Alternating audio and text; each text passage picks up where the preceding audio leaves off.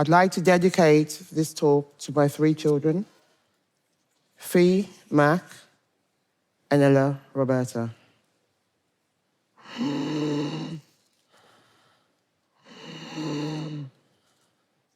If I stop breathing for 2 minutes, I will die. It is the simplest thing that all of us do unconsciously, about 20,000 times a day. So normal that we forget that breathing is the essence of life. My daughter, Ella Roberta, stopped breathing frequently and was resuscitated numerous times by me at home and in hospital by her doctors, until suddenly, on the 15th of February, 3 weeks after her 9th birthday, she took her final breath. Ella was a healthy, clever, sporty, and funny girl. She had a lot of musical ability. At the time of her passing, she already played a dozen instruments. She was exceptionally good at football, cycling, skating, swimming, and dancing. Ella was a great writer, and she was also pretty good at art. At the time of her passing, she had a reading age of 15 years. When she was 6, the simple act of breathing became the biggest challenge of her life.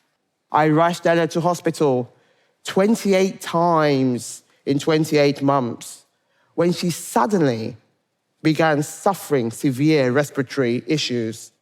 She was diagnosed with life-threatening asthma at the age of 7.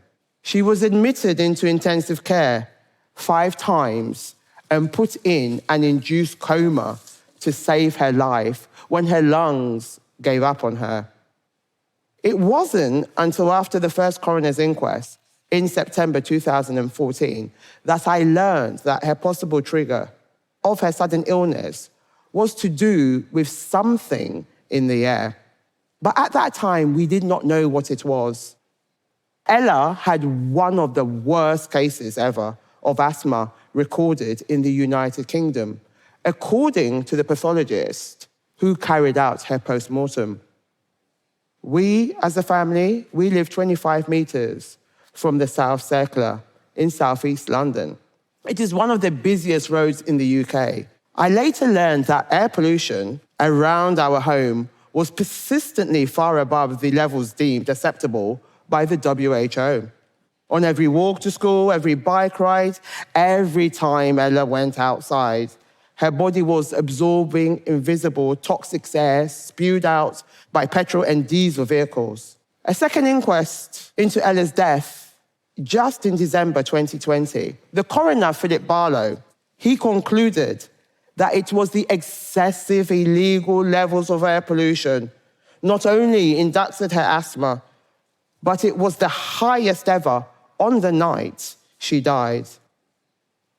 As a result of this, Ella is the first person in the world to have air pollution listed as a cause of death on her death certificate. Ella's story is unique, I admit, but her experience is shockingly ordinary.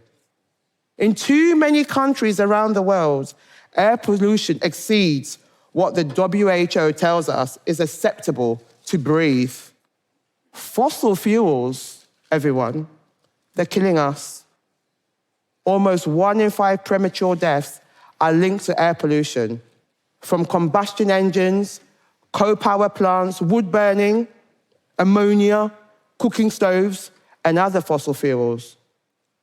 That is 8.7 million people a year dying from heart attacks, cancer, strokes, dementia, suicide, depression, stillbirths, and miscarriages.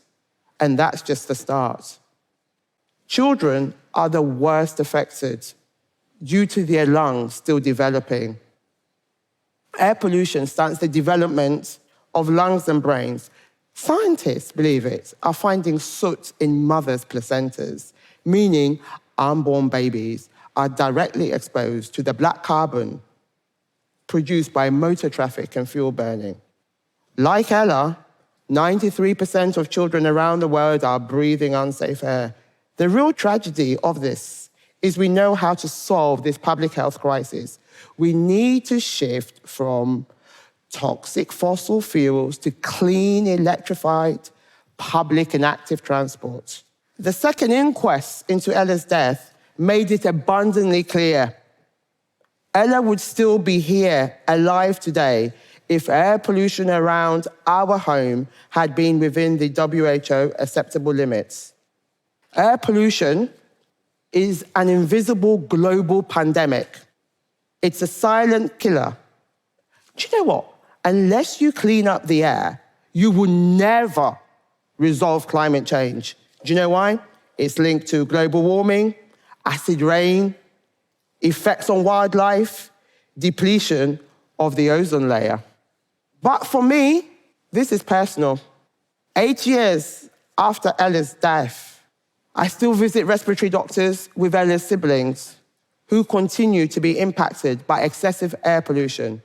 As my children and I share a genetic link, we are equally susceptible to air pollution.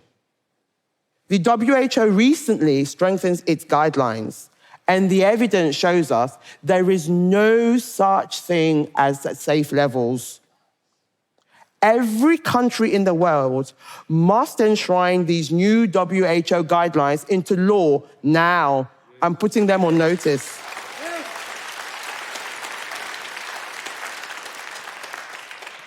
What do I want? I'll tell you what I want. I want every government to guarantee their children the chance to live a full and healthy lives, to be able to fully and safely breathe. Breathing clean air is every child's human right.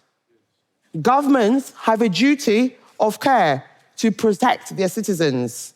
Remember, 350 million people in the world have asthma, including me.